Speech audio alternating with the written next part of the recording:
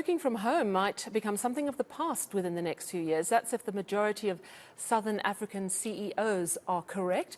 This is according to the latest KPMG CEO Outlook.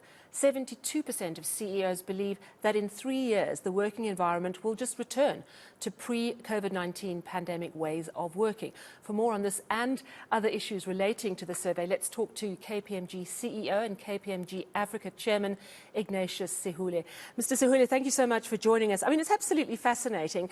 Have attitudes towards working from home changed among CEOs from 2022 to 2023? Yes, good evening. As the survey shows, CEOs are actually preparing and urging people to come back to work. As you said, the majority, 73%, believe that in about 3 years' time, will be back in the office, working in the office.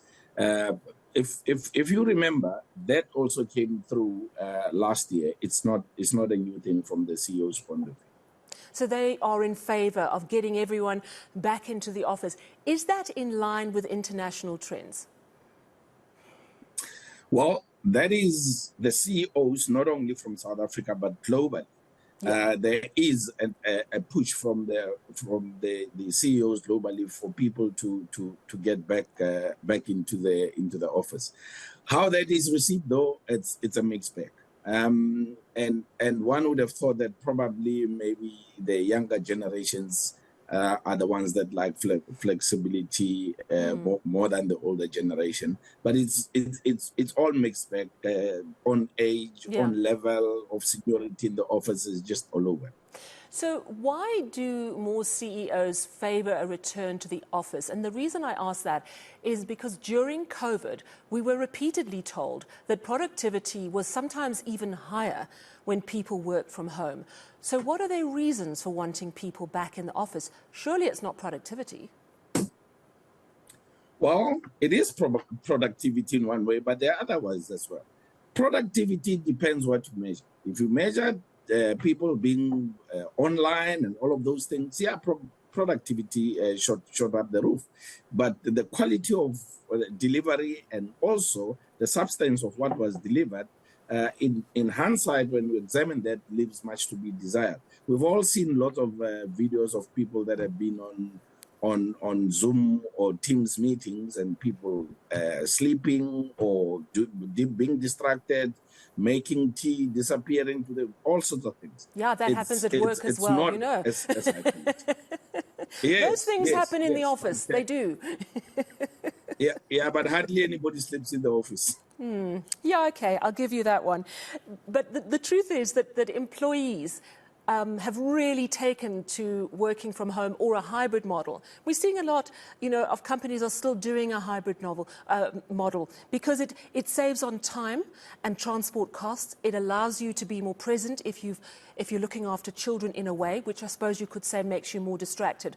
But there must be some way of now, after telling everyone that they had to work from home and we'd make it work, and now wanting people back in the office, of perhaps incentivizing people or getting the trust of people back?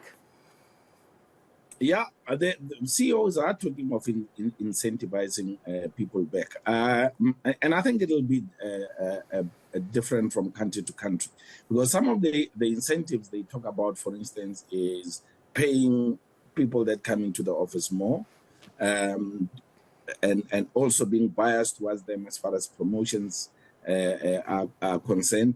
I mean, those are the kind of things that in our country, from the labor relations point of view, you've got to be very careful because they are challengeable. But I think, they will find ways to incentivize, maybe in different ways than what other countries do, to bring people back into the office. And what really is driving CEOs behind this is they believe that personal development of employees goes quicker and is of better quality when done in office, in terms of, as you know, human beings, we learn more about, coping and mimicking other people's behavior. So in particular at lower level, mimicking what management does, what senior people do, whether it be negotiations with clients and all, you learn a lot in the present situation as opposed to being online, because body language and all of those things are not easy nuances to read, and Yeah, it's very difficult. Just you're being right. like a classroom situation, yes, we can, but in real life, it's very And difficult you're right, and to have those nuances. we are social creatures and we do learn from other people's examples. Isn't then the hybrid model a perfect compromise? And I'm asking that because I know that at the moment, I think it's the second project testing out the 4-day working week, which is a slightly different concept, but it certainly speaks around flexibility and making sure that people have better quality of life, which is part of the reasoning as well behind considering a hybrid model. And that seems to show that CEOs are very much in favour of a 4-day work week, and they're seeing that it can be done in a 4-day week. You know, I'm concerned that some of our CEOs are maybe a little bit behind the times. Well, I think personally, I think flexibility, at least an element of flexibility, is here to stay. Even if people move more towards coming back to the office, but I don't think we will go to pre-pandemic ways of working in totality. Having said that, you know, some of the organizations have had that kind of flexibility in how they work, even before pandemic. So in their instance, going back to pre-pandemic ways of working does actually has flexibility built in already. So it's not like 100% being in the office all the time. Personally, I don't think we will ever go back to that. It might be majority in the office, it might be majority physically, but I think an element of flexibility will always be there. Yeah, I'm not a CEO, but I'm slightly inclined to agree with you that something has shifted fundamentally, and flexibility, even just, and it's also something that helps build a good relationship with your workers. And I think, you know, workplace relationships are still relationships, and you need to build trust and you need to build communication. And I'm just wondering if there's a change in the way CEOs are viewing their relationships with workers. You know, we just played that story about the Gold One mine, where the mine workers are saying, we're not getting recognition, we're being treated badly by the mine management, they're not speaking to us about how to solve this. I mean, this is obviously one side of the story, but the truth is mine management didn't even want to speak to ENCA. So that's the only side we really have. Are those days changing? Are CEOs realizing more and more that they have to be really in touch and really care about the lives of their workers, and not just because it's a nice thing to do, but it actually improves the bottom line? You'll be pleased to know that in the survey, one of the important things in my view that came out is that CEOs recognize that personal integrity is it's important to building trust.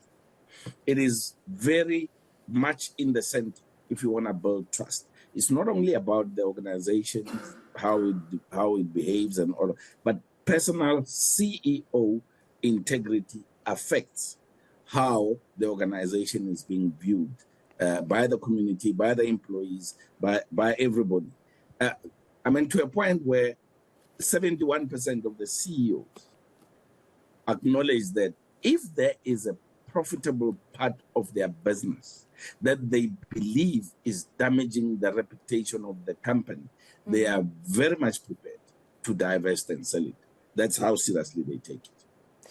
Yeah, and I think it's such an important issue to ventilate, because we've come through the state capture era, and as we know, corrupt people in the public sector, but also corrupt people in business, were quite happy to play along. And let's hope there is something of a sea change.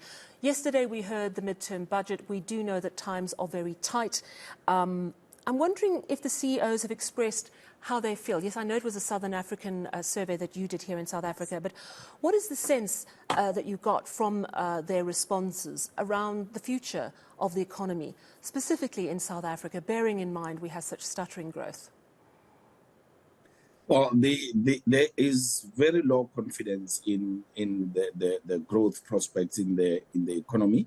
However, CEOs are very confident in organic growth that they would look to gain in their different economies and different sectors and their different organizations. They're very upbeat in making sure that they look at things like customer relationship, employee value proposition, digitizing and connecting all the functions of the business to ensure that they create growth opportunities in the areas where they operate. But they're very much pessimistic about the economic growth of the country for many reasons that we all know that are very at a very critical stage and not going well in our country.